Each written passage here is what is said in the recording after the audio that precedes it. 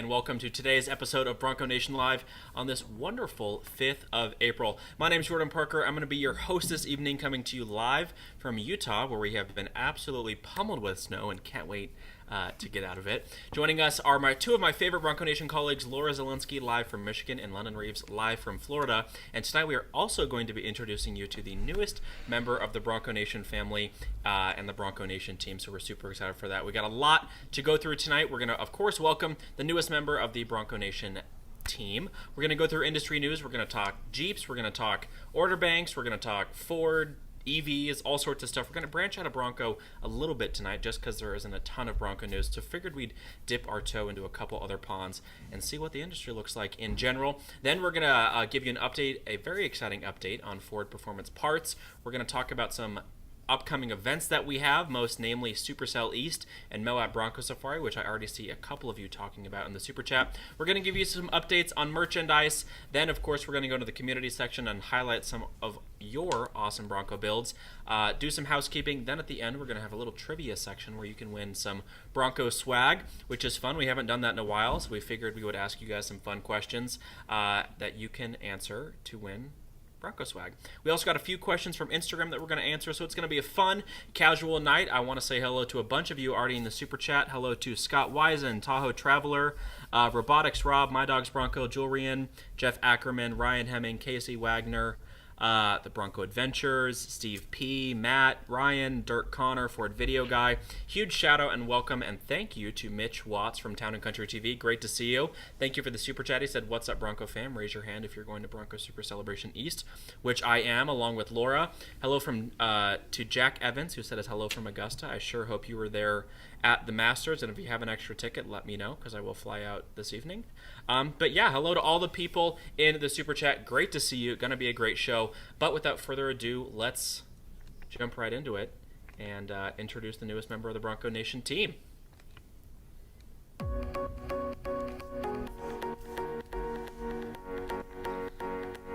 So we are super excited to welcome Melissa Clark, longtime Bronco enthusiast, multi-time Rebelle winner, and incredible rock crawler who, as we said earlier, has more rock crawling experience and expertise than all of us combined, and probably all of you watching at home combined as well. So Melissa, welcome to your first Bronco Nation Live, and welcome to the Bronco Nation team. Yeah, thank you. I'm really excited to be here. So Melissa joined us just a week ago, 2 weeks ago, and this is my second week. Yes, and she is going to be leading our Bronco Sport content. So for those of you watching who have a Bronco Sport and are looking to get the most out of your Bronco Sport and learn a little bit more about that awesome vehicle, Melissa is going to be your go-to person for that. She has spent extensive time behind the wheel of Cody and Jackson, which are two Bronco Sports that she has competed in Rebelle. But I don't want to do all the talking. Melissa, why don't you introduce yourself to the nation and give a little bit of an overview of who you are and what you do. Yeah, thank you. So Melissa Clark, obviously, and I've got the sun. Let me duck from the sun here a little bit. Long time rock crawler. I got started in Moab probably back in about the late 2006 or so. Spent a lot of years in Moab. Member of the Easter Jeep Safari, Red Rock Four Wheelers, lead Pritchett Canyon, which is a level 9 trail. Got really interested in the Rebelle Rally. That's kind of the passion. That's kind of my gateway into this Bronco addiction that I've discovered. And I ended up going from competing in Jeeps, which I think is a lot of people, and rock crawling in Jeeps. And I had the opportunity in 21 to pilot a Bronco Sport and change from the 4x4 class to the X Cross class, and was able to win in that. Was really stunned by the capability of such what to me looked like a Subaru or a kind of a hyped up car, a very small car, and did it again in 22. And so definitely on track again for 23. I know a lot of the other competitors and companies, manufacturers are after us, and so we want to hold that podium. Since the sport has been introduced, even when it was in a prototype version in 20, it has not lost the number one X-Cross podium spot, so we have to make sure that we maintain that winning spot. Now it's just gotten to the point where I got invited about a year ago. Cody came out at Easter Jeep Safari last year, and I got to reunite with that car and now own that car. and was invited to come to the Bronco off-rodeo and participate in Moab. And they very quickly hired me and my husband. So we're also guides at the Bronco off-rodeo. We may have had a few of you. You might have come through Moab. It's an epic location. If you haven't used your off-rodeo yet, please come out to Moab. It's a wonderful time. You'll really get a chance to see what the Broncos can do on the rocks out there. And that's pretty much, other than that, I think that's about it.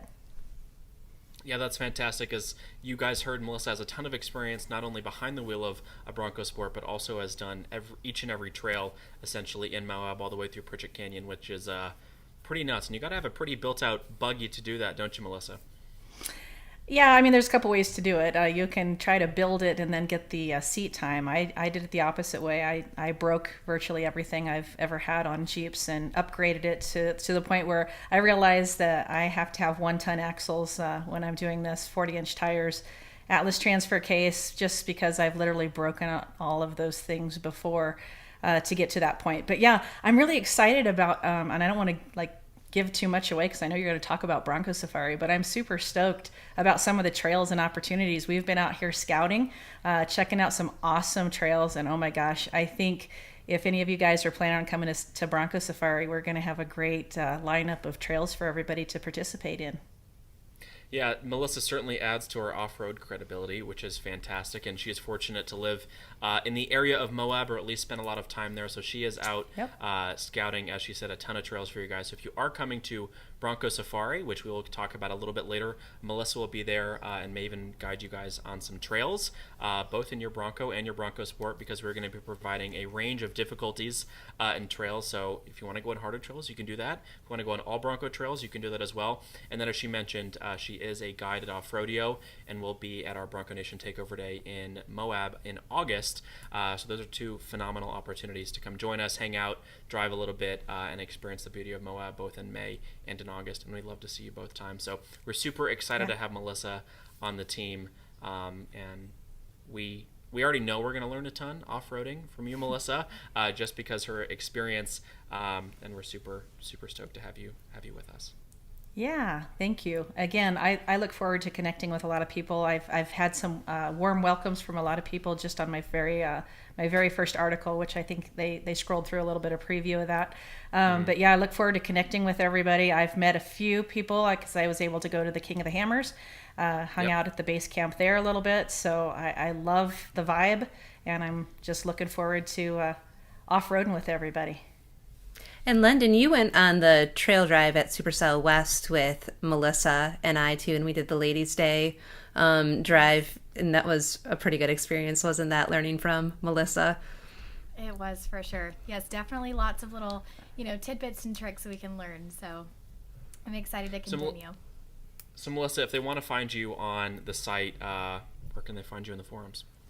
Yeah, so a couple years ago we came up with the hashtag kind of Bronco Sport for the win, because that was the first year in the Rebel Rally I was driving it, and so we got in the background, or whenever we'd get interviewed, we'd say Bronco Sport for the win. So that's my hashtag and that's my @ Bronco Sport for the win. So, and I totally agree and back that. And again, we're going for our third win in the rally for the sport.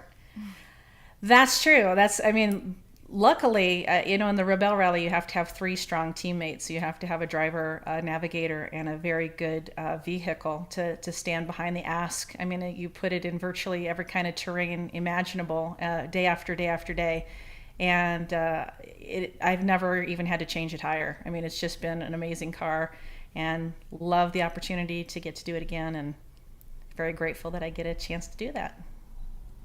Fantastic. Well, Melissa, thank you so much for joining us tonight. Great to have you on. Okay. Congrats on your first Bronco Nation live stream. We will have you on here again for sure. But if you want to come say hi to Melissa, meet her, and go on some awesome trail rides, make sure to join us in Moab May 3rd through the 6th for Moab Bronco Safari. Sounds good. And talk to Melissa, ask her questions, whether it's about Bronco Sport, off-roading in general, her experience. She has a wealth of knowledge and experience that we are excited to have here at Bronco Nation. So, Melissa, thank you so much. Okay. We will see you soon. Thank you. All right. Take care, There's everybody. been a lot going on in the Bronco world and the EV and auto industry as a whole, and so we're going to dive right into industry news next. And Laura, I'm going to let you take it away with this one. Sure. So Ford had some exciting news, came out on Tuesday, that they dominated the first quarter of this year as the top-selling brand and top-selling truck manufacturer in the U.S., and it was driven by popularity of the EV, but they did have some internal combustion engine sales spike, and they outsold Toyota, which was second place, by more than 50,000 vehicles, and the trucks outsold GM's combined truck and van sales by approximately 27,000 vehicles. F-Series still best-selling truck in the U.S. EV sales climbed to nearly 11,000. Obviously, production is not quite ramped up on those, but there's talk of that expanding. So as production ramps up, obviously, they'll be able to sell more. Bronco climbed 37% to about 32,000 vehicles sold, and Expedition, for whatever reason, grew 99.2% to 20,000 vehicles. And Explorer is now the best-selling three-row midsize SUV. And then Mustang increased as well, too. So Ford had a great first quarter, and we will see hopefully more of that and more of the vehicles coming off the line and being sold throughout the second quarter. So a little bit of good news there for Ford. And then also, they just had the order banks for Bronco do its run. So they opened on March 27th. They ran for a little over a week. They were expecting it to shut down within 24 hours, and maybe some of the people in the chat, like Mitch or Tim Bartz, might want to talk about why they continued longer. I'm not sure if they've mentioned any of that in their videos or things like that. But Ford expected quite a rush. From what I saw of the orders that were put in, it will be interesting to see how the rest of the year plays out. There were a lot of Lux, there were a lot of hardtops, there were a lot of two-doors, there were a lot of wild tracks. So everything that was constrained and everything that Ford was trying to steer people away from, in the sense of, if you want your Bronco this year, if you want it quickly, we did see a lot of people saying that they put orders in like that. So it'll be interesting to see how that plays out.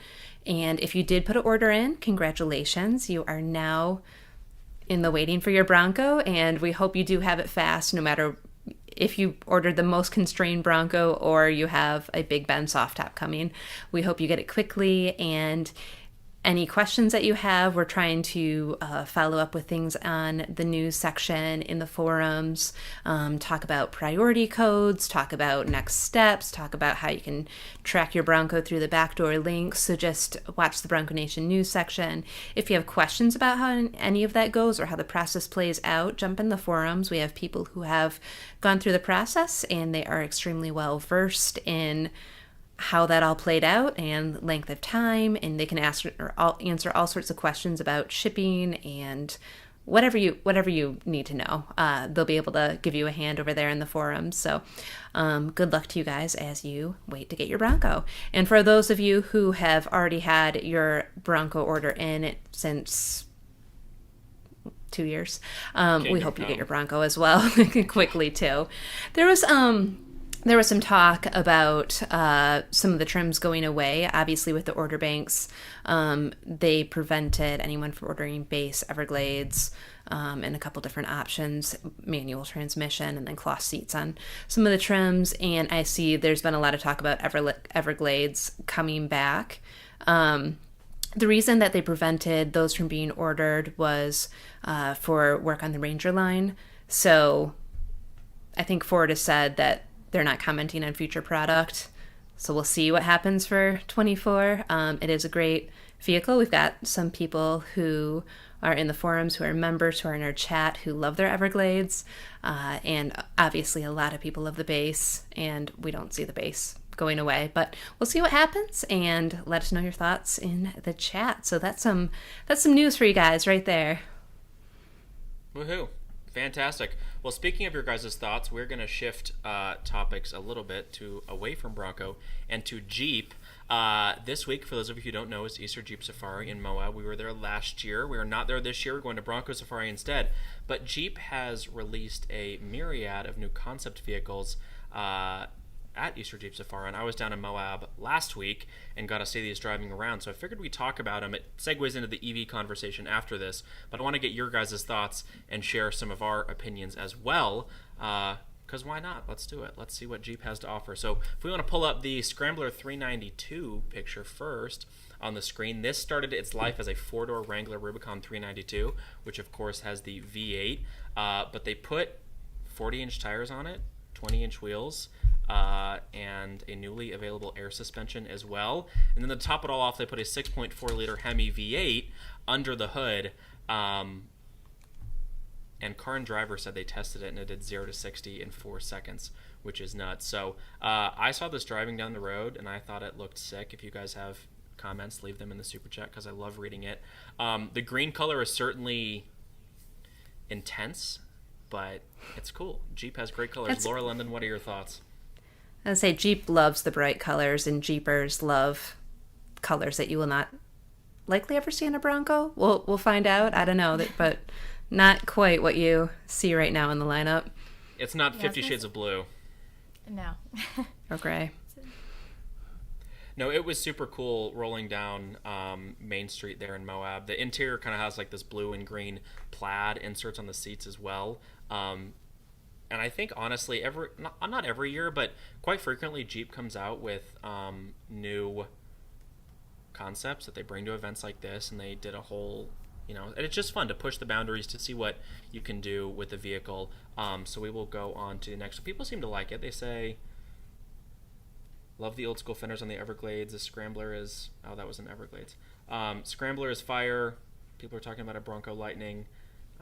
People aren't commenting on the Jeep. They're commenting on other stuff. When is the Bronco truck coming out? I don't think that'll ever come out. We need a grabber blue Bronco. That's a great idea.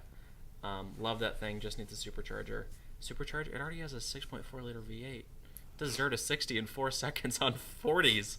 But no, it's super cool. We'll hop to the next one, which is is it the 78 Cherokee that I have in there, I think? 4xe? Or is it something else? No, it's the Wrangler 4xe. Okay, so this, again, will segue into the EV discussion, but they did a new concept of the Wrangler 4xe, which, of course, is the mild hybrid, plug-in hybrid version of Jeep's Wrangler, in a purple color, another color you won't see on Bronco. So I want to know what your guys' thoughts on this are. I think the half doors are super cool, and kind of that whole open window from the A-pillar all the way back is really neat. Laura and London, what are your thoughts on this? This is the one with the... Go ahead, London. Were there more pictures, Jason, you could cycle through? This was the one with the adjustable air suspension, wasn't it? You could change the lift from like 1.5 to... I'm pretty sure it was. That had the adjustable suspension. Was it? I don't think this one did. But it's in a new magenta color and debuted the new 7-slot grille for the 20th anniversary edition.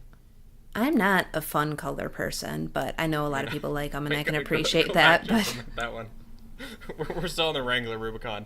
It does have 37s, which is cool, and 17-inch wheels. And then I did see for the 20th anniversary edition, they did build in an onboard air compressor in the tailgate, which is really cool, and it actually sits in the spare tire mount. When I was over, one of our members actually, I think he's Elbow Grease on Instagram, he was one of the first people to get a Bronco over in the UAE, and when I was over there, we met up, and he mounted his air compressor in the spare tire carrier as well, which was super cool. But this was an OEM version that Jeep did that I thought was really neat. Somebody said Jeep going with 12-inch screens now to copy ours. Yes, tube doors are cool, real bead locks. The Grand Cherokee Wagoneer Overlander was the best looking. I agree, that one was super cool. What we need is a Bronco EV. Yes, we'll talk about that in a second. The concepts are all very cool. Jeep comes out with, says Jonathan, yes. Julian says Wrangler colors are like Hot Wheel colors. Not wrong. Yeah. Tao Traveler says, true. so is this weekend Jeep Easter Safari in Moab? Yes. This is Easter Jeep Safari going on right now. So hybrid would be way better than electric. Yeah, that's what the 4xe is. It's a mild hybrid, or a plug-in hybrid. So I think you can get 30-ish miles of all-electric range, and then it switches over to gas. So it'd be really cool to crawl in, because you're going to get, you know, the full torque available at the low end of the RPM spectrum, which is neat. So Allie says the only thing I liked is the air compressor built in. Tailgate compressor is awesome. Yes, totally agree. You guys are allowed to like other vehicles, just saying. Like, it's okay. We'll forgive you. We're not going to tell anybody. Speaking of Bronco truck, Jason, you want to go to the next one, the Gladiator Rubicon Sideburn? Now, I know the Gladiator is controversial, and in its stock configuration, like on 31s or 32s, I think it's absolutely atrocious. But I saw this one rolling down the street, and I thought it looked really neat.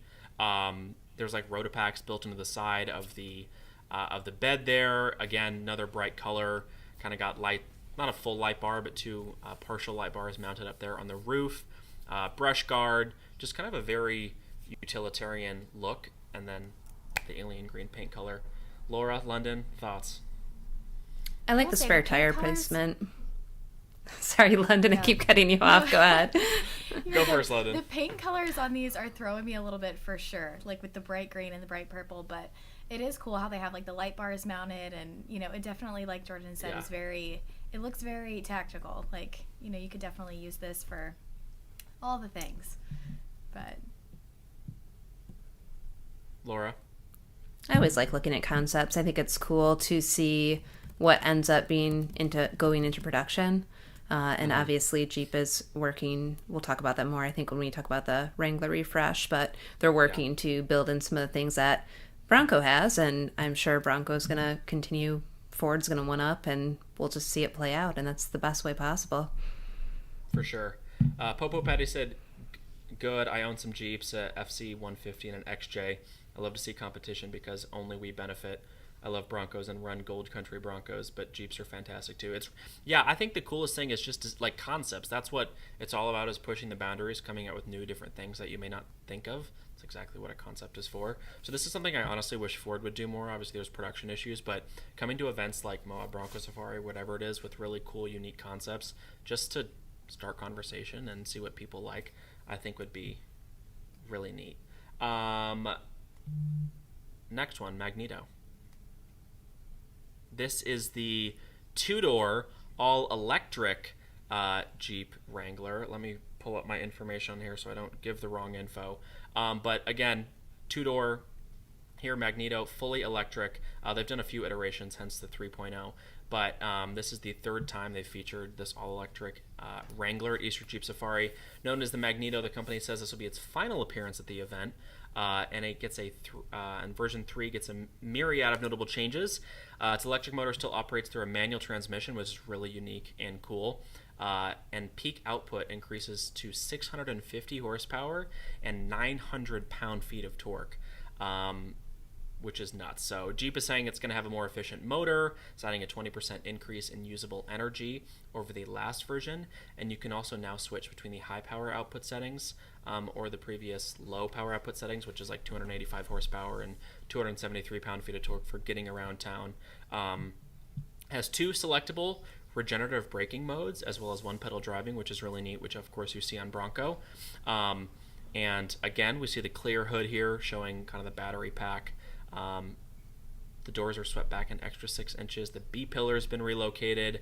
The floor is now a blue bedliner material, and the rear seats are removed. So what do you guys think of all-electric off-roaders? Is this something you would buy? If Ford came out with a all-electric Bronco, would you buy it? I understand the range concerns and stuff, but the Magneto looks sick.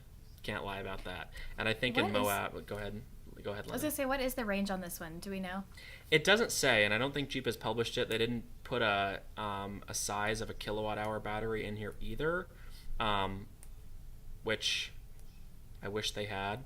I can't imagine it's a long range, and of course, if you're rock crawling, that's going to go down significantly. Right. But, you know, if you put a 100 or a 90 kilowatt-hour battery pack in there, you'd more than be able to crawl, I think, all day. And a lot of hotels in Moab now actually have chargers at the hotels. So I think it's a pretty neat concept that you could go out, wheel all day, come back, charge overnight, and then go back out and do it the same day. I see a lot of Rivians doing that. And, of course, Jeep 4xEs as well. So Tim Kiley said, kind of like the angry eyebrows lightning. Went to Moab Fun colors is a smart move for younger buyers who want to stand out from the crowd. True, although I do just love black cars. Laura London, what are your thoughts on that? All EV off-roaders, yay or nay? I want to drive one before I make a decision. I'm in support. In general. I think that's, why not? I think, there's a bill that SEMA put out earlier this year where it's more about the choice of if you want combustion or if you want electric, and being able to choose. And I think that's probably what most people would wish would happen. But I'm in support of it. I would attempt to own an electric Bronco at some point in my life. London? Yeah, I agree. I think it'd be really interesting to test it out, like Laura said, too, just to kind of see, to get a feel for it and see how different it is from driving, the other, like a Bronco or a regular Jeep, to see how that kind regular ICE engine. Yeah. And that's what most people are saying in the comments. People are saying intrigued. Popo said, I'm intrigued, but not ready yet. No, not yet. I mean, one day all electric is going to be the norm, says Fields Day. Jorian says, would absolutely buy it. Most folks don't need 500 miles of range, believe it or not. Very true. Unless you're going on road trips every single day, which I don't think most people are. Tahoe Traveler said, I find it ironic GP vehicles in World War II, both Ford and Jeep, made the same GP, yet somehow Jeep kept the name and are associated with this vehicle, which is funny. But Ford GPW, which is what our green Bronco is inspired after, Henry Ford stamped the F script into every little bolt, so even if you bought one later on, you would know it was a Ford and not a Jeep. So fun little note for you guys there. Ryan Hemming said day-to-day would be fine, but long trips would suck bad. True. Until charging is faster and more charging stations. Again, very true. Casey says, definitely need the range, especially as I'm getting ready to drive straight through from Michigan to Moab. Yeah, I think a trip from Michigan to Moab in a all-electric off-roader would be a little bit of a pain. Ford Video Guy got a ride in the Dark Horse today. Very cool. Hybrid nice. First, then full electric, and pricing will be brutal, says Steve Grohl. And then Deal Me In says, when Buc-ee's opens 121 charging station convenience stores. I can't wait for that. That'll be super cool. All-electric Buc-ee's. Tyler Traveler says, it seems if you are going off-road, you really need a hybrid, in my opinion. Fair enough. I guess it depends how much off-roading you're doing or how far you're going to go. But yeah, very cool. Okay, is that the last Jeep pictures we have? I think that's it. So we're going to move into EVs next. And Volkswagen made some news a little bit ago, and there's been some rumors swirling around that they're bringing back the Scout, but it's going to be an all-electric brand of pickups and SUVs. So I want to get your guys' reaction on this, if we can show the picture of possible rendering that Motor One did of the all-electric EV Scout. I think this looks sick. I think it looks kind of like the Rivian R1S. Still a little bit boxy like a Bronco. Still has some of those retro lines, but I want to know what you guys think in the spirit of this. But Laura and London, what do you guys think? London, you go first. Thank you. I love this. I love the way that the lights are on the front, how it's like the consistent, the one light all the way around. I think it's really cool. I like it's very sleek, like the, very fine lines. I think it's really cool. I like this one. Laura? I like it too. I typically like a more throwback look on vehicles, but it's a good design. I think it's a nice blend of, it's obviously a very modern design, but I still think it pays tribute to a little bit of the retro design of the Scout, which is nice. And it's boxy. I think a lot of vehicles, EVs nowadays, are going very smooth and eggy. And so to see this more boxy, and the new Kia EV9 that just got debuted, which I think looks phenomenal, also being very boxy. Rivian does very boxy design. It's cool because it looks less EV-ish, if you will. Like if you look at a Mercedes EQS or a Model Y or a Model 3, and they're all very bulbous, which of course reduces drag coefficient. So these may not be the most aerodynamic cars, but I think they're very cool. What do you guys think in the comment section? Tim says he loves it. If you're talking about the Scout. Popo Patty says they looks great, but wish we had a choice of a gas engine. Fair enough, except somebody said earlier EVs eventually will be the whole thing. True. Ryan Hemming says too retro, which is interesting. Scott says mini generator in a Rotopax. Boom, charging problem solved. Wouldn't that be funny? Like mount a generator to the side of your vehicle. Looks intended to be used like a Forester. Interested if they make the truck and SUV affordable. Yes, of course, EV pricing is nuts these days. Looks too long. Robert says it's the new Flex. Brent says probably starting at $100,000. Popo Patty says new family Overlander. Bluebird also said I'm seeing Ford Flex. Trevor says ick. Limo Scout. Looks like a Grand Wagoneer. Jorian says Laura isn't about it. More boxy and less modern. Can it get much more boxy than that? Jason, can you pull that picture up again? I feel like that's pretty darn boxy. There aren't many non-right angles on that vehicle. But it's boxy, but it's not. I'd drive it's one. not. It doesn't have that nostalgic look to it. So I see where they're coming from. Fair enough. Tim says, wait until you have to replace the battery. Also, everyone forgets how we generate most of our electricity in the U.S. Someday, hopefully, hydrogen will be the answer. Batteries, they're not being replaced. I don't know if very few EVs have had their batteries replaced, certainly at a far fewer rate than ICE cars have their engines replaced. But hey, to each their own. But with that, we're going to get to the next controversial topic of electric vehicles because I felt like spicing it up tonight. So Laura talked about production numbers earlier, so we're going to start with that if we want to show the Ford Q1 EV production numbers. Ford fell from the number 2 in EV sales to number 3. GM surpassed Ford. If we want to bring that AP News article up.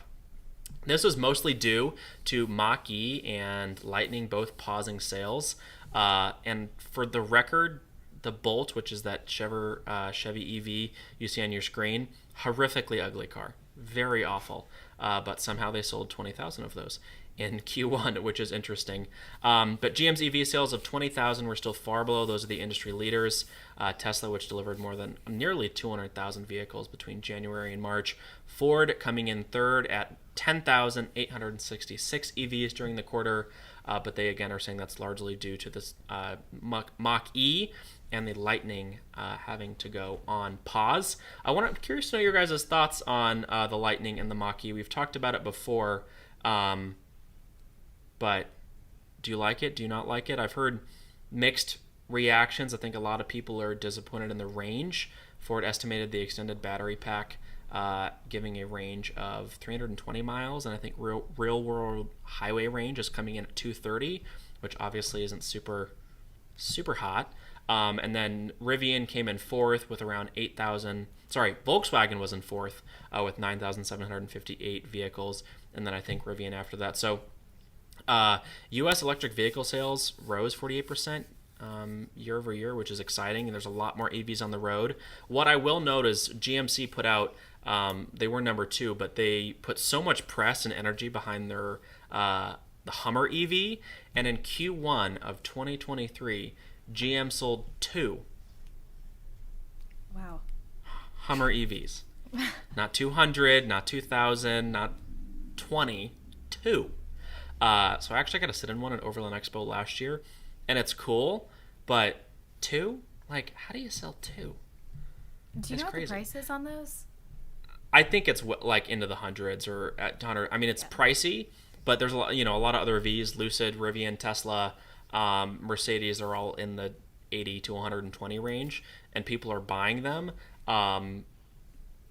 It also weighs 10,000 pounds, which is nuts. So if it hits anything, like it's a bad day for everybody involved. And the range isn't super hot, but to sell 2, I don't know what happened there. GM's tooting their horn saying they're going to catch Tesla by 2025. Not with not selling 2 in a quarter. You're not going to do anything near that. I have seen one. I saw one on the highway, but EV GM Hummer thing. Yeah, one of the 2. Yeah. They sold a few hundred, I think, in Q4. Yeah, they're around. Honored that I've seen one. So. What were you going to say, Laura? I was going to say Everglades did better. Let's just put that out there. More than 2.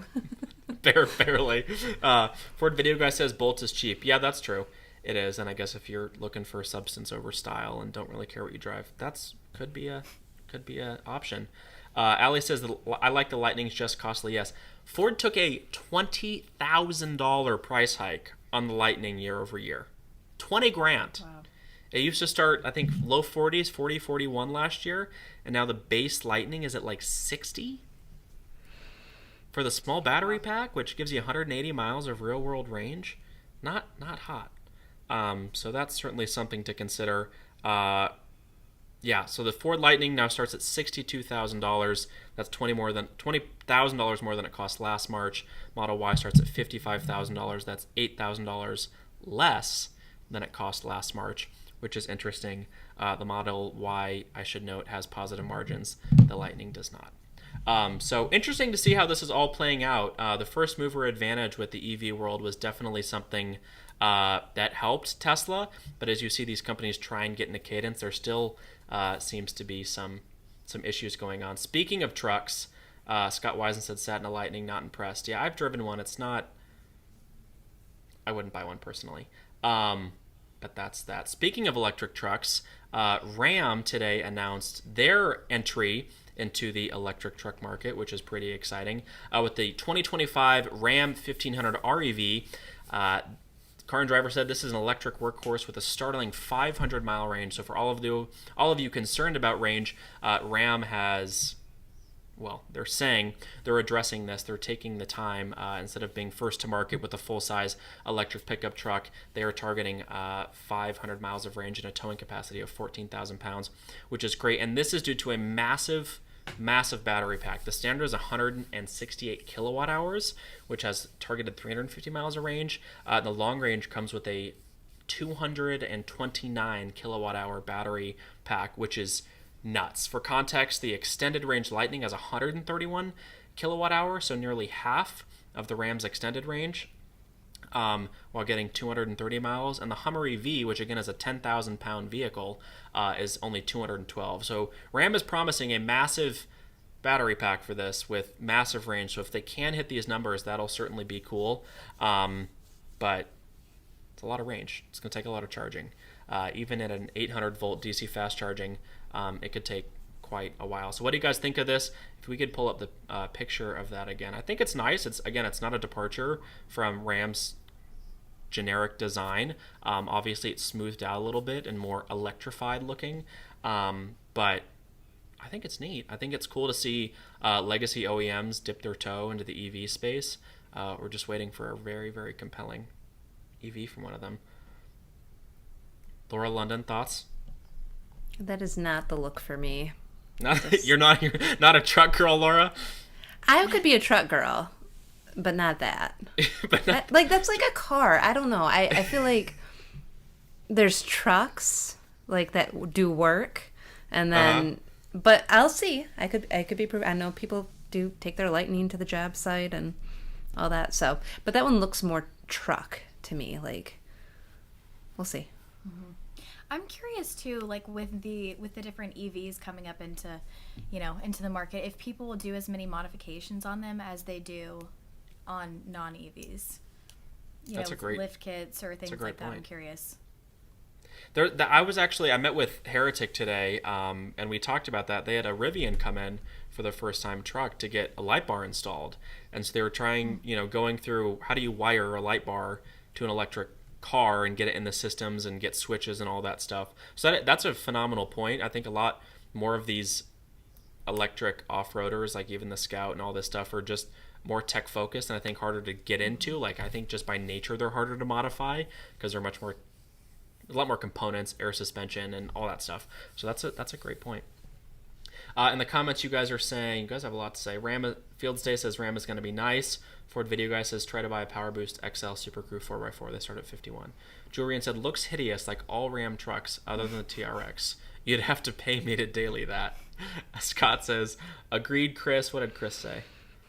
I missed it. Sorry. Brent says hoping to see it all at the New York Auto Show. Please do report back to us.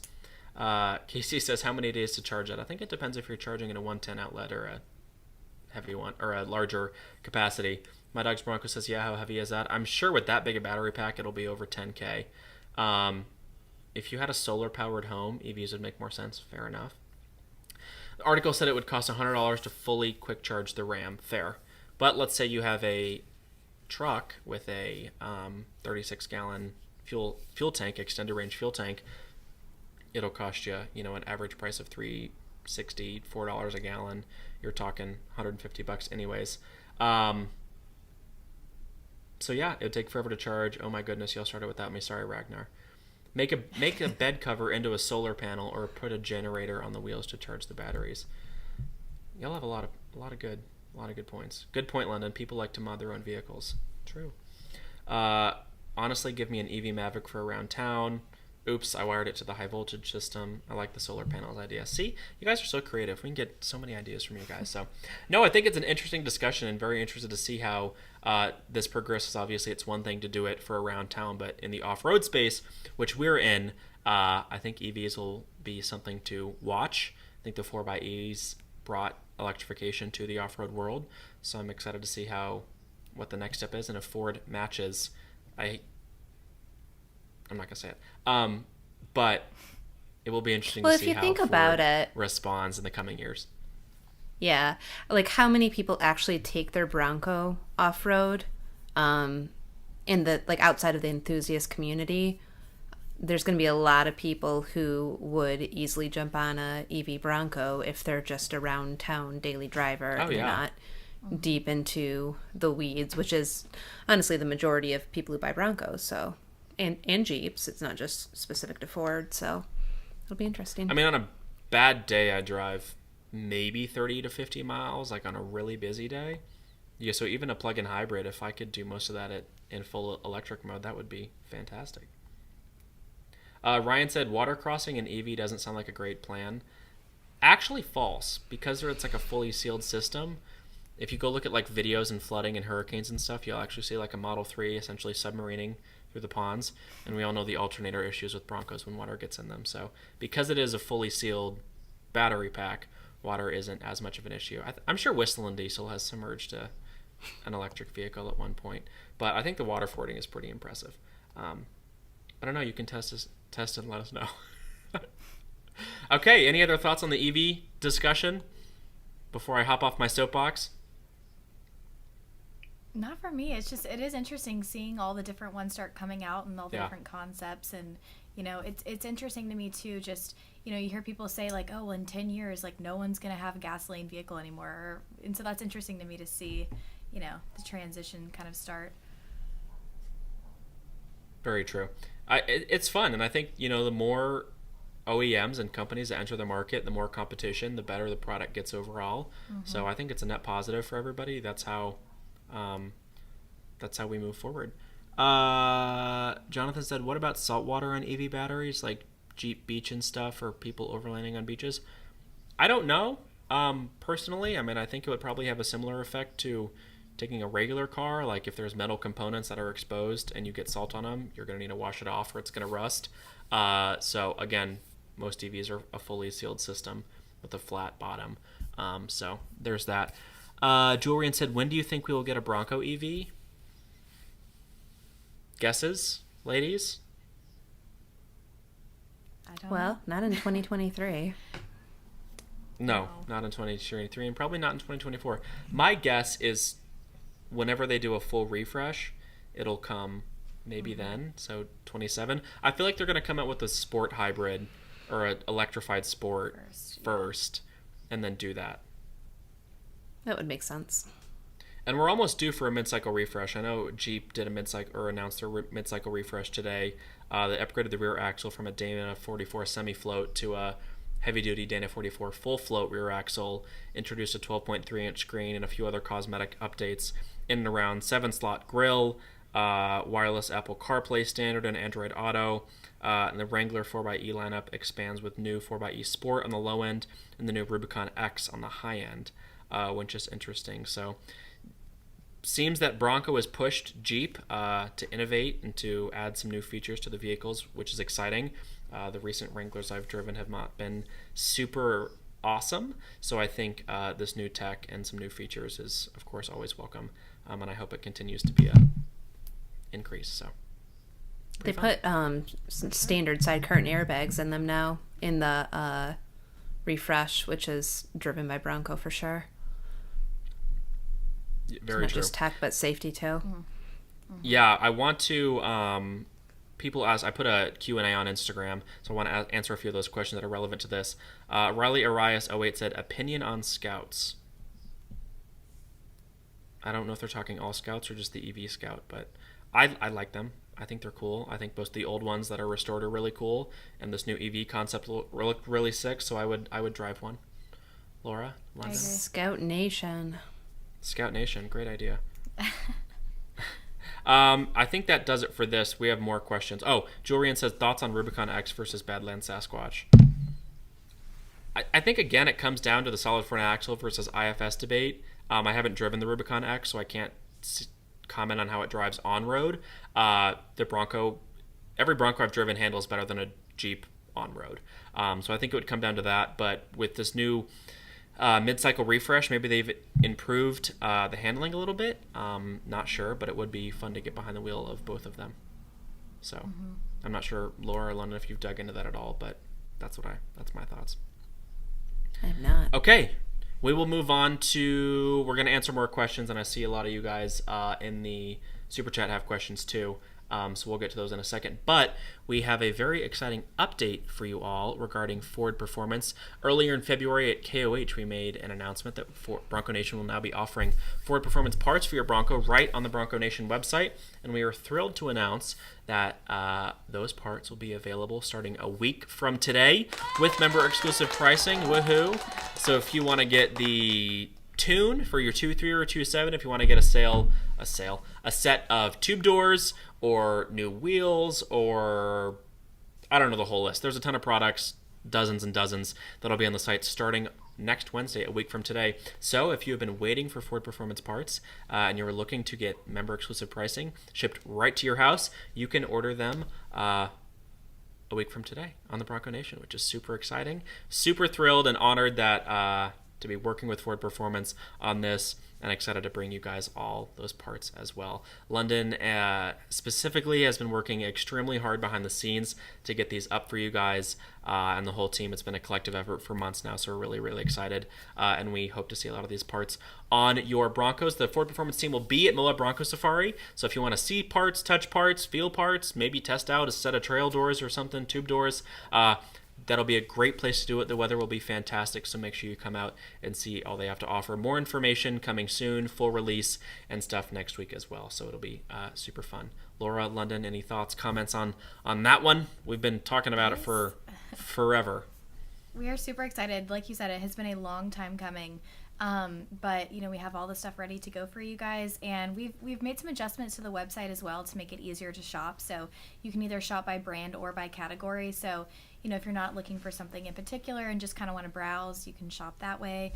But yeah, we're super excited for you guys to get these parts in your own hands. Yes, and one thing, Matt Russell's in the chat. Matt, hello. It is Matt's birthday, so everybody wish Matt a very happy birthday. We're so glad you're choosing to spend your birthday with us. Gone but never forgotten. So happy birthday, Matt.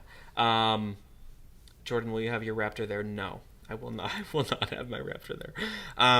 Ryan Hemming said, more quiet than I expected and way more peppy than I thought it would be too. The 2.3 is a blast. Yeah, if you guys have the 2.3, let us know your thoughts on it. People with Everglades have the 2.3, and I will be interested. I drove the 2.3 manual with the tune actually during King of Hammers, and that was a blast. It was really, really impressive. So I enjoyed that, and I think you guys will as well. Okay, next, a bunch of people have been asking about events and the breakdown of Run a Show and what we're doing at Moab Bronco Safari, Super Sillies, etc. So Laura, I'm going to let you kick us off on that one. Events. Yay, events. Everybody clap for events. Events are fun. We do love going to events. We love going to events. It's the best part of what we get to do is hang out with you guys and see your vehicles in person and do trails and do everything we love to do. It's like what we do here, but in person. So way better. Coming up very soon, 2 weeks, just about, is Super Celebration East in Townsend, Tennessee, and that's hosted by Bronco Driver. And this will be my second year going. And I'm excited to go back and see how much it's grown. When I went in 2021, Ford. We met at we met at Super Sillies, Laura. Yeah, that was and when we haven't been back since. No. And that's when Ford was just really giving people a very good look at the Bronco. Nobody had the 6th gen there. And it will be exciting to see how much it's grown. I know last year there was a good chunk of people there with a 2021, or was it possible they had a 22? Yeah, I suppose so, in April. And so we will be there the 18th through the 22nd. And we will be hosting a Bronco base camp. Many of you guys are signed up to camp with us. And if you're not, you still get to participate in the Bronco Nation things. We have a Bronco Nation corral where you can come park with us with all the 6 gens. If you'd like to do that, head over to the Bronco Nation website, go to the events page, find Supercell, and just hit that RSVP button. And that way we know that you're interested in parking with us. There's a lot of clubs that are parking together, and there's no right or wrong place to park. So whether you're parking with your club, whether you want to be with us, we're all going to be together. So it'll be a really fun way to have a huge gathering of 6th generation Broncos there. And then we will be doing a concert on Friday night. We'll be doing a cookout. We have our pancake breakfast that we always do on Saturday. We are going to do off-roading. So a lot of the drives in the area are catering towards scenic things. They do some gravel drives. The Bean Factory. Yes, they do. I totally lost my train of thought. They do. Sorry, I had to. They do some danger drives. I haven't seen what those look like in Tennessee. We didn't get to do any of the drives actually when we were there in 21. So we will be taking people. There's a Wind Rock off-roading group. It was going to be us. I think we're switching up the plan. And we'll keep you guys posted. There's an agenda online right now with everything from Bronco Driver with some of our stuff mixed in. So we want to make sure that you guys are aware of what's going on and have plenty to do with plenty of people to do it with. So if you have any questions, drop them in the chat. It looks like most people are ready to head down. I saw people like Allie getting their Broncos fine-tuned for the event and the adventure. People are putting on additional items. I'm coming down completely stock, so if you are stock, don't feel bad. You'll be right there with me. Stock rocks. Stock is great. I like stock. Yeah, so it's going to be a great time, and we are looking forward to being out there very soon. And then about a week after that, right, Jordan? About a week, yeah. Jordan, London, and I. Before I move on. Yes. If you have a 6th gen and you want to park with us, we've got a lot of questions like, hey, we heard you have parking, but I want to park with you. How can I reserve that? Just go to the Supercell East event on our events page and just click RSVP. So if you click that, there it is on your screen, event details. Click that cheeky little RSVP button on the right, and then it'll allow you to click yes. And then you can park with us. So we are having the 6th gen corral like we did last year. We have capacity for I think 100 6th gens. So if you are wanting to park with us and you're like, how do I sign up? Just go to the events page, click RSVP. That'll lock in your spot for us at Bronco Corral at Bronco Super Celebration East. One thing to note, you do have to purchase a ticket for Super Celebration East either way. So if you're attending base camp, that doesn't count, and if you just RSVP, that doesn't count. You do have to pay the event fee, so make sure you go ahead and do that. I think you can do that right on Bronco Driver Magazine. But again, as Laura said, all the information is available on our website. I saw some people asking if we do have any spots left. I know there was one cancellation for a tent today, I think. It may be gone now, but if you were looking for a tent or you're on the wait list, we might have one open, so you can go ahead and book that now. Our location is fantastic. It is close to restrooms, which is important for an event like this, and it is very close to the stage where we'll be hosting our live concert on Friday night, which is super exciting. Have a local country artist from Nashville coming in who's going to perform for you all at our first Bronco Nation live concert in partnership with Bang & Olufsen, and we will be providing a barbecue for all of you too that night, which is really fun. So it'll be great. It'll be a great time, off-roading, live music, barbecue, the corral. There's going to be hundreds of Broncos to look at, and we couldn't be more excited. So People are asking, is bean specific for Supercell Tennessee? Yes. The Bush's Baked Bean Factory is within spitting distance of Townsend, so I believe there is a bean drive, scenic drive. You can go see the giant bean silo. Isn't that right? Am I correct? So You're fun. correct. It's right across from a dam, so you're seeing more than a bean Fantastic. silo. But like the yeah, bean silo is pretty iconic, so. I hear that. And Morgan Wallen is not coming. We tried to get Morgan Wallen. I We tried to tried, get you Zach guys. Bryan. Yeah, we tried to get Post Malone for Moab. Couldn't do that either. So we'll get there eventually. You guys just keep showing up at events, and maybe we'll build a large enough event where we can get A-listers. Yeah. Start a Free petition gas in at the the forums. free gas at the Bean Factory. That's one way to fill up your Bronco. Oh, okay. Sorry, somebody mentioned it in the super chat, so I had to. Allie said that's it, not going. Sorry to disappoint. Maybe next year. Okay, Laura, back to you on that note. On that note, sorry. we will be. Do they receive tickets or any notification of our purchase No. prior to Supercell East? You may receive a notification, but you're not getting anything mailed. That was confirmed by someone who reached out to Bronco Driver. So I think there was something for like a mailing option, but you'll just check in Okay. at the gate. Okay. So then right after that, we're going over to Moab with London and Jordan and I and Melissa and more of the team. And we will be out there doing another base camp at Old Spanish Trail Arena.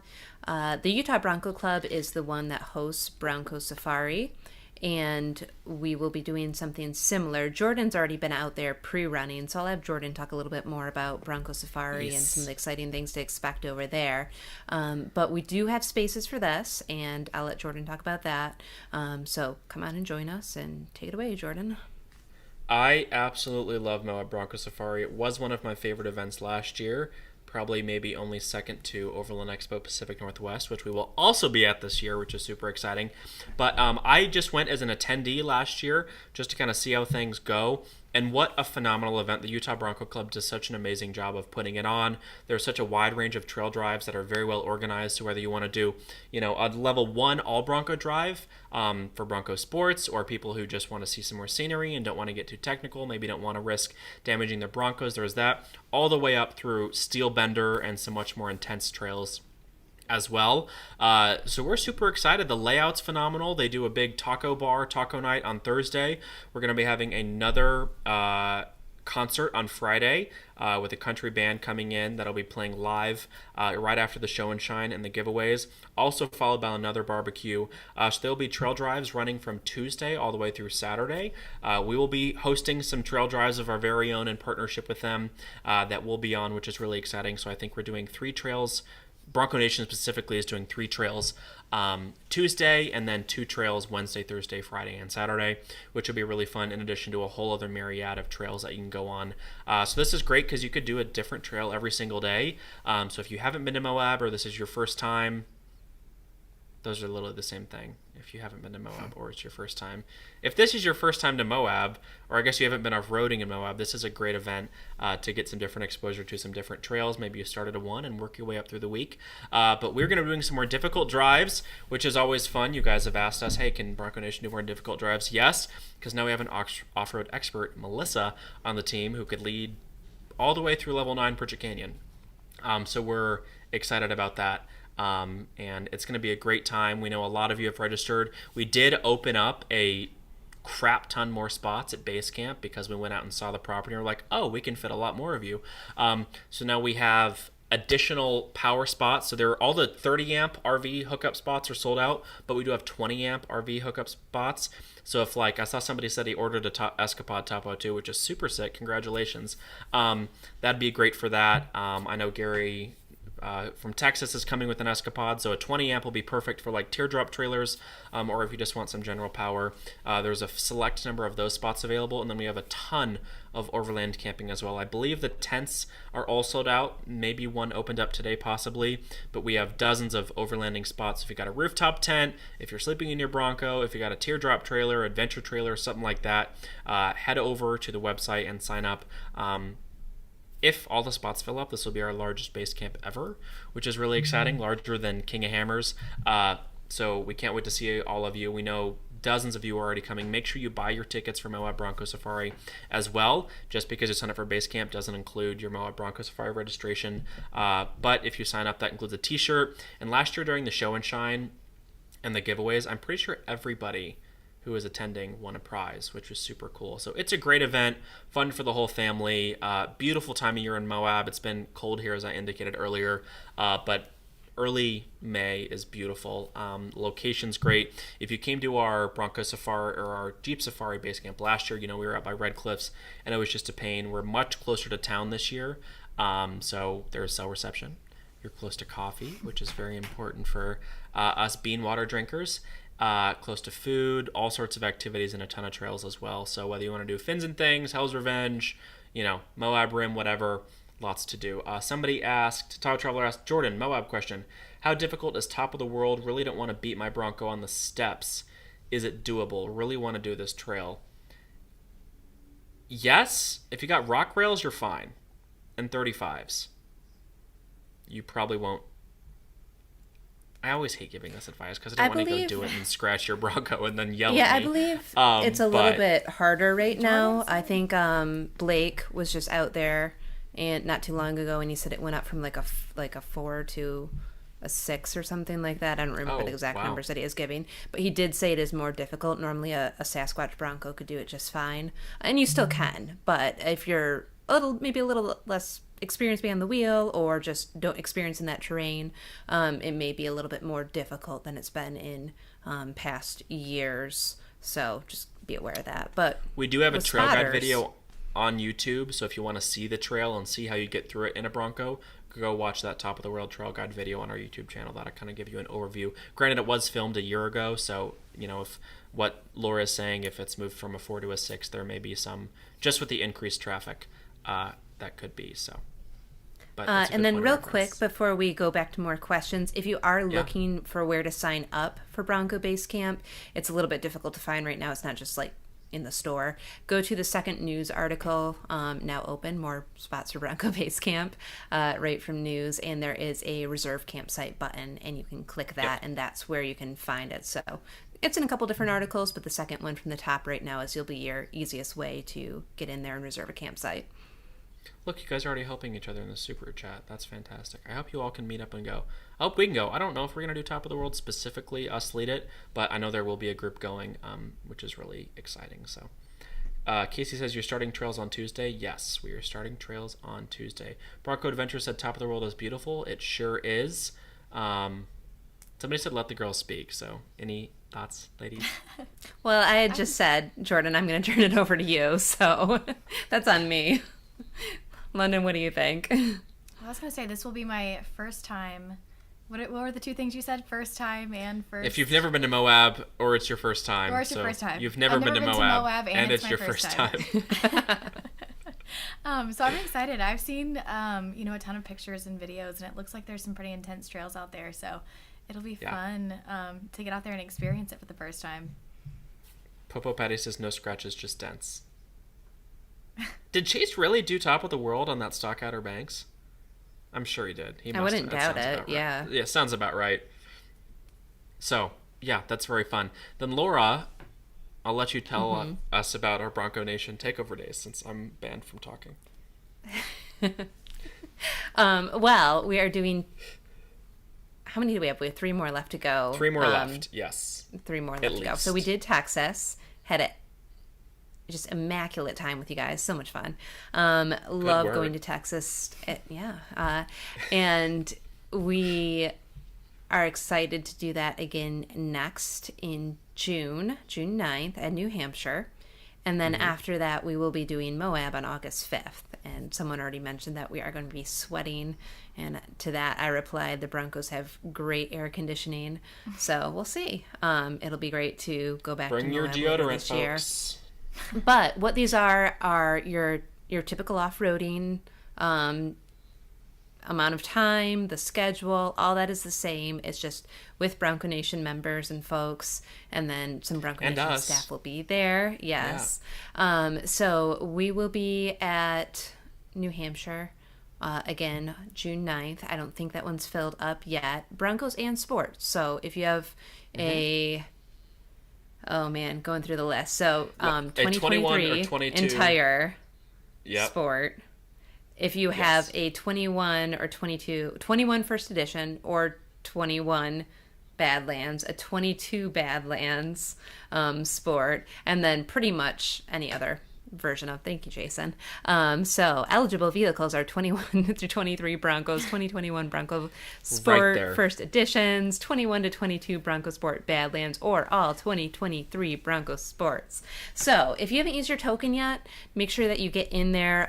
It was brought up in the forums too that you need to use it within a year of taking delivery.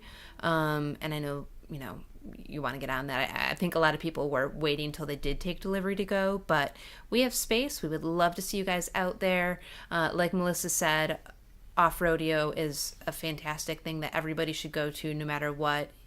Even if you've been off-roading all your life, I think it's great to make the connections, to know your vehicle better. There's just, there's a lot of stuff that you can still benefit from even if you're skilled. So come out to those. Those are going to, if you want to register, you go to broncooffrodeo.com and you do the typical registration, and then you just throw in Bronco Nation member in the comments box and you will be hooked up with us. Risk it for the brisket. Sorry, that was out of context. Somebody said that in the super chat. If you're wondering about Vegas, that'll be later in the fall. Think, SEMA time frame ish. You didn't hear that from me, but just kind of maybe. You never know. We've been to SEMA the past couple of years. You never know where we'll show up. And for those of you asking, hey, I've already been. I want to go again. We hear you. So you never know what we might just pull.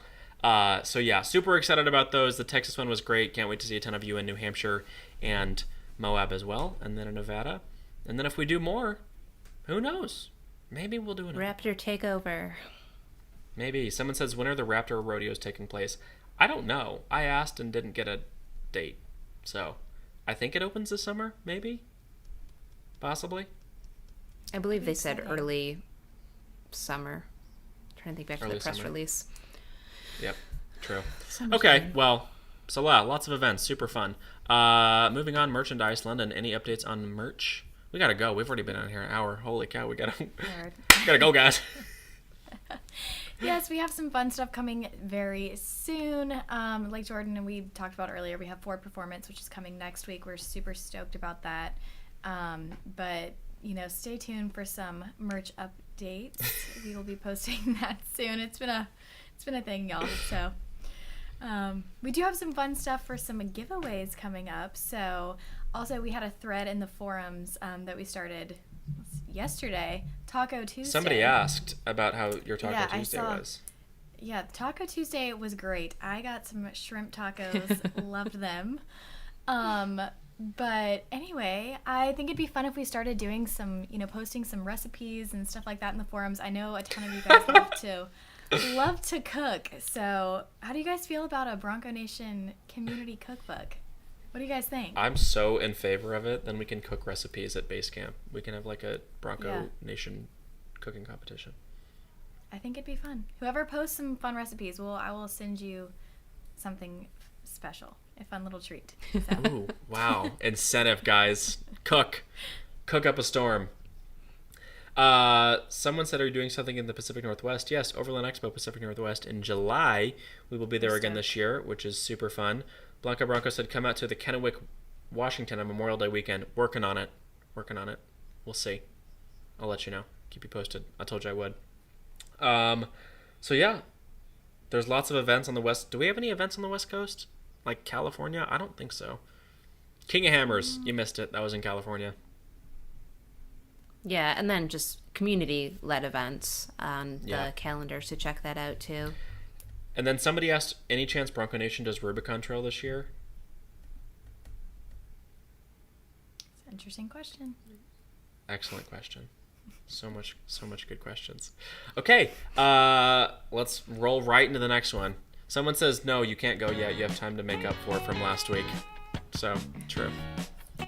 We do have time. And these are some of the things that broke the internet last week. So we will go over some community highlights. One of them is one of our members, and they went somewhere far, and they went with some special Bronco Nation items. If you want to show that picture, Jason, we have Radar 3D, and he traveled, as you can see, to Egypt with his Bronco Nation flannel and his flag. I threw his Bronco in there too, because some people know you more by the vehicle and some people know you by the handle. So he's got his Badlands over there that he's done some extensive work doing some modifications to. He's got a thread in one of the forum threads where he lists some of those things. So if you're interested in knowing more about any of these ones that I'm going to feature, just go search them by their handle and you'll be able to pull up what they've been posting. So we think that's awesome. We have never gone that far with a Bronco Nation flag. You did not bring one to Iceland, did you, Jordan? I know you had merch, but I don't think you took the flag, did you? No, my trips that have gone farther than there were sans Bronco Nation merch. Yeah, Sorry. yeah. So, I've congratulations seen Bronco for Nation Radar. merch farther. I've seen stickers. Remember a sticker? I saw Abu Dhabi. somebody scuba diving with a Bronco Nation flag. Someone submitted that back when we did that contest back in the fall. Yeah, LCDR People are Bronco. intense. He had his Bronco flag that he takes everywhere too. So, so that's awesome. We think that's really cool that you guys wanted to bring that in your luggage space. So appreciate that. I'm sure it was warm wearing the flannel in Egypt, but very cool picture.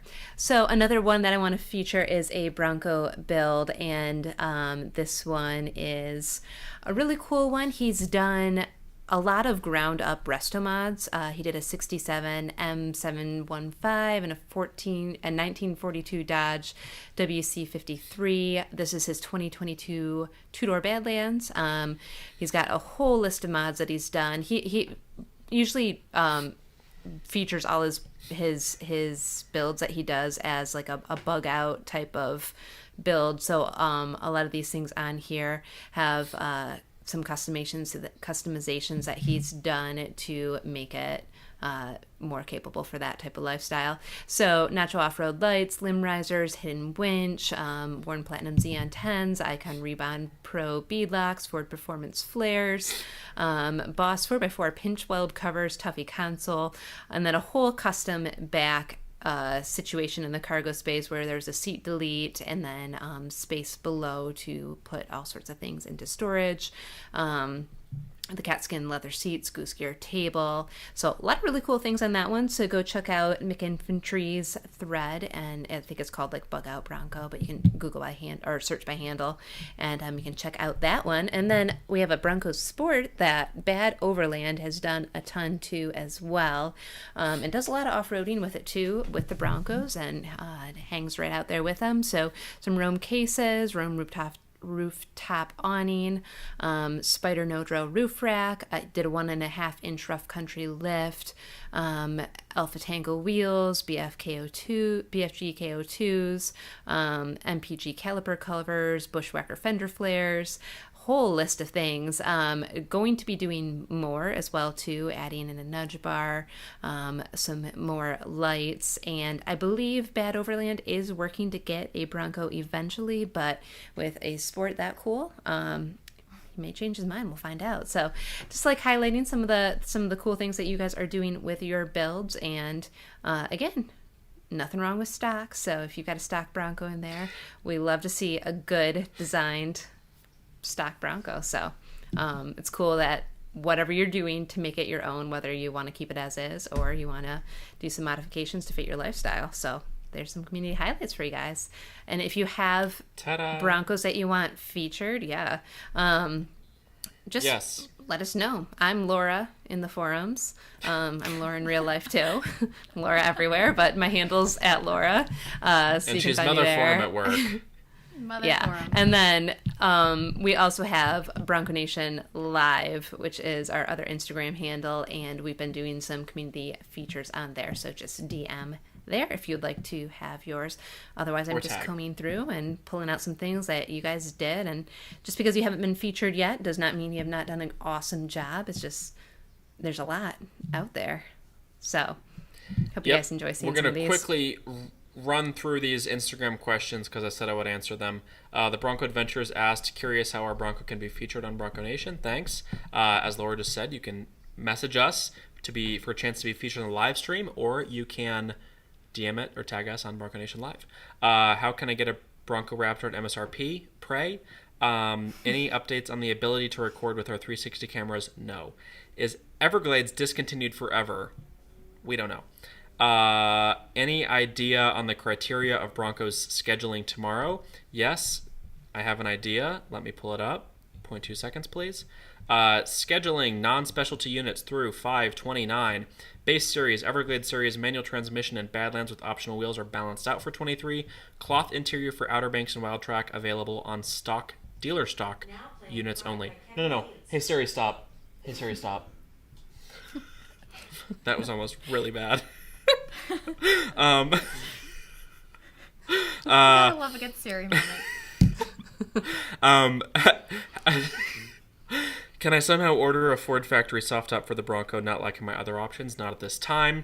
Recall fixes and updates to the future Bronco. That'll probably come in the mid-cycle refresh. And the next-gen Bronco, have TSBs been fixed since launch? Yes, all vehicles, no matter OEM, whatever, get TSBs all the time, and they're fixed continuously. So yes, TSBs that have come out before have now been fixed, so on and so on. So TSBs are always coming out. TSBs are always being fixed. It's a something service bulletin. What's the T? Temporary? Technical? Technical. Yeah. Technical. Okay, perfect. Thank you. Technical service bulletin. Perfect. Is there any breakdown of planned events and rides for Supercell East? Ran through that. Opinion on Scouts. We already gave that. What sound system will the regular Heritage come with? Any chance for a B&O option? I don't think so. I think it just comes with the regular sound system. Correct, Laura? Maybe. I think it does because it's like built on a big bend or something. Yeah. So not about that. Where is the Sirius antenna? It is so above the second row, so the roll bar kind of that goes up, those two slanted ones in the trunk, and then there's the bar on top of it where there's the Bronco lettering if the back cap's off. It's up there. So it's under the back cap on the top of the roll bar, if that makes sense. So that does it for the Q&A from Instagram that I'm going to answer tonight. So hope if you asked, you watched. Taco service bulletin, yes. Guys, I want you to post recipes in there all the time. Everybody check in that thread on Tuesdays for Taco Tuesdays. We got to give away cups really quick, so we're going to ask a few questions, and we're going to wrap this sucker up. Where'd the cups go? Oh, no. We have a bunch of cups. There they are. These are multicolored aluminum Bronco cups, if you all can see those, that we want to give away. So if you were featured in our community highlights section tonight that Laura just went through, we're going to send you a cup. So email us your address to info@thebronconation.com. And we need to come up with a good question really quick that people can email the answer to. And if you get it right, we'll send you a cup. Any ideas? Yes, no, maybe so. I should have prepped for this. Come on, y'all. And the cups are stainless. The cups are stainless steel, so you're not guaranteed one of these colors. I'm not good on the spot. Just so you know. I know, it's okay. Well, if you're still watching, and you're coming to Moab Bronco Safari or Super Celebration East, just email us your address, and we'll send you one. Is that too generous? Well, we have to cut off. Hello? Can you guys hear me? Nice. So we can't just the first. Yeah. The first person to email their address to info@thebronconation.com. The first 10 people. We'll do the first 10 people. Yes, the first... We have a lot of them. The first 10 people to email your address to info@thebronconation.com and reference the live stream will get a cup. So, clock starts now. People are commenting, I want that cup. Email us your address. Well, the first 10 of you, They want the go. cup. First 10. So if you don't get one, you weren't the first 10. They Sorry. also want to know... What do they want to know? Who won Taco Tuesday? Who won Taco Tuesday? Oh, Can wait, you I do have an win? answer for that. I I did. will- I'm kidding. I will Can we DM email the you winner? on... Yes. Okay. I'll send you a message in the forums. We'll send you a cup. But We you will guys had send some you a cup. great... Yeah, you guys had some great recipes. Okay, anything else? We've ran way long, but that's okay. We have. Anything else, just guys? Come hang out with us in the forums. Come hang out with us at events. And if you want that member pricing on things like the Ford Performance parts, trail racks, Roam, whole host of partners in there that Lyndon and Jordan work hard to get in the store, go to membership, and there is an ability to sign up for that, and you get special member pricing. Otherwise, you can just buy it at full price. Sure can. Yes. Well, thank you all so much for joining us. We really appreciate having you on every week. We know we didn't make any news this week, but hey, it's fun to just hang out with you guys, chat, catch up, talk industry. If you have any topics you want to see us cover in the coming weeks, let us know. Shoot us a DM, shoot us a forum message, whatever, and we can add to the list. The next live stream will take place, I believe, at Bronco Super Celebration East, live from Supercell in Townsend, Tennessee on April 19th. So you can come watch the live show. If you're here or there and you want to come see us do this whole shenanigans live, you can do it because Laura and I will be there, and maybe we'll even let a couple of you jump on and say hi to the community. You can be on Bronco Nation Live. Bronco Nation Live. So you guys have a great week. Go out there, enjoy the outdoors, use your Broncos. Hopefully it is not snowing where you live. Go in the Taco Tuesday thread, and we can't wait to see all of you very, very soon. Have a great week. We're signing off until next time. Bye, guys.